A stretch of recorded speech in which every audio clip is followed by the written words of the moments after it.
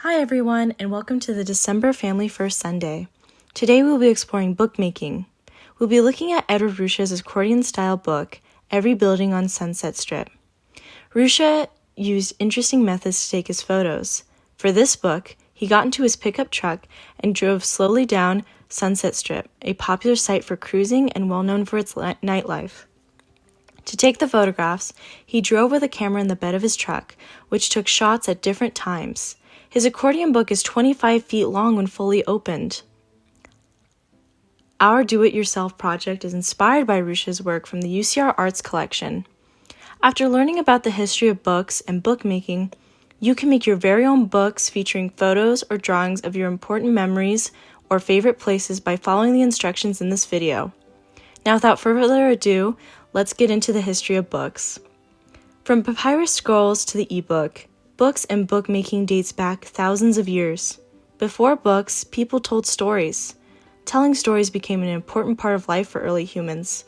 Stories had many uses. They could teach lessons, entertain, they could even affect people emotionally. The earliest examples of writings appeared in the Middle East. These writings were made by pressing reeds into wet clay slabs to form glyphs. These early writings acted as important documents which detailed exchanges, lists, items, etc. The ancient Egyptians were the first to discover paper. They did this by weaving together stems of papyrus and pounding them flat. This created small pages which, when glued together, formed a scroll. In the Middle Ages, people who could write and draw were paid to create beautiful hand-drawn illustrations in books. These colorful illustrations were called illuminated manuscripts and were treasured among book collectors. These manuscripts held important information and stories. However, because they were handmade, they took a long time to make. Thus, books were very rare and treasured for much of their history. This all changed in 1454 when a German man named Johannes Gutenberg created the first printing press. This made books much more available as it was easier to make multiple copies of a single text. Following the printing press, companies that specialized in printing books emerged called publishers. These companies helped make books even more accessible by mass printing different books and stories for everyone to purchase and read. Today, many books can be found online through different apps. Now that we've discussed the history of books, let's talk briefly about the art of bookmaking. Bookbinding is an art that can take many forms. Some artists create sculptures or show off their artwork by making and binding their own books. There are many techniques you can use to make books. There's the perfect or standard method, the sewn section method, wire binding, etc. For this project, though, we're just going to focus on the accordion technique as seen in the slides. Here is a list of supplies you'll need for the Ruscha-inspired book: printed pictures of your favorite memories or a pen in your imagination, colored cardstock, Elmer's glue, a cup, a paintbrush, glitter, rhinestones, stickers, any decoration of your choice, a hole puncher, twine, or string. Now let's dive into our project. Okay, so first you're going to want to print out some of your favorite pictures. These could be moments in time or special places. If you do not have access to a printer, feel free to use your imagination and draw some pictures of your favorite memories and or places with a black pen. In the video, I had already printed out some pictures and placed them to the side. Right now, I'm just gluing down some framing pieces that convey sort of like emotions and feelings. They're going to act as like a frame for the pictures that I'm about to glue down.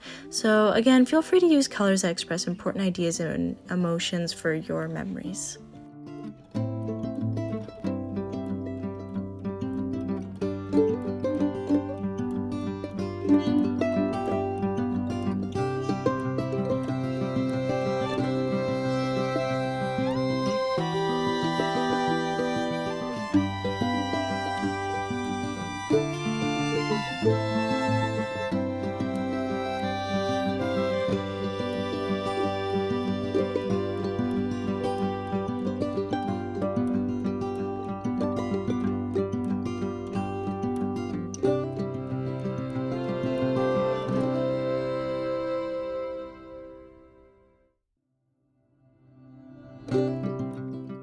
So now that we've finished gluing down the pictures in the cardstock, this is the part of the project where you just get to decorate your book as you see fit. You can add rhinestone stickers, whatever makes your memory book come to life. I'm adding some butterflies and suns that I had stamped out, some star sequins. So yeah, just feel free to have a lot of fun with this part.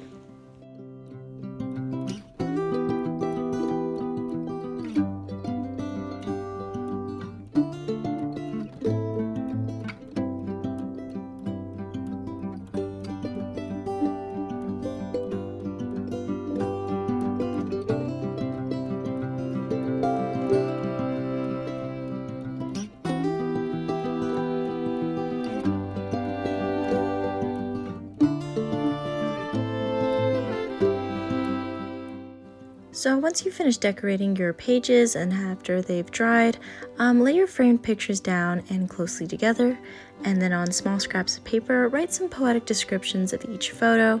So for example, you could write, a day at the beach if you have a beach photo, a very rainy day if you have a rainy photo, or you could have, Lost in the City of Angels if, maybe you went to Los Angeles and saw a baseball game. I wrote, hiking at Science Park, a great day to graduate, things like that on my memories. So yeah, these are going to be the inscriptions for the inside of your book. And again, like we did with the pictures, you're just going to glue them down and press them and wait for them to dry.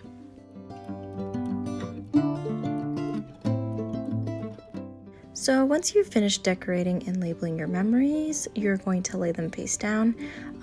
Make sure that the bottom edges are touching together and that they are lined up top to bottom. You want to make sure that nothing's upside down, everything's facing the right way.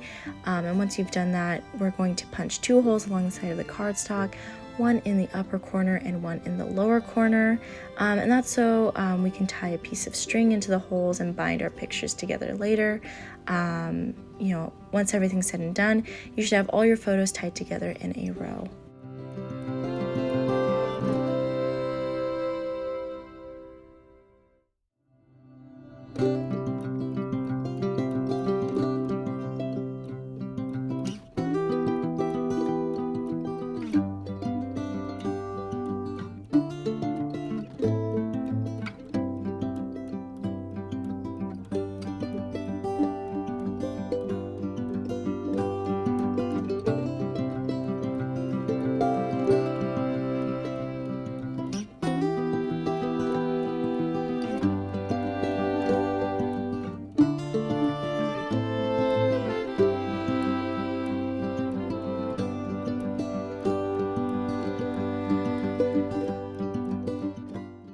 So as you're finishing tying off each page at the loophole, you're going to start, adjusting things and making folds.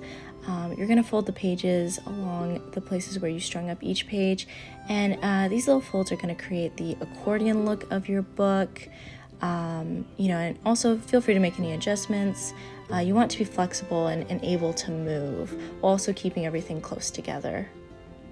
So once you made all the appropriate adjustments and foldings, your memory book should be ready for display. You can have it standing like this. The folds should keep it upright and you can look at it from all angles that way. Or you could even have it lying flat, sort of like a storybook, and flip the pages over to show your friends or family.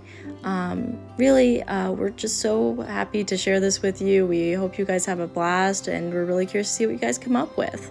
Thank you for joining us, and we'll see you next Sunday.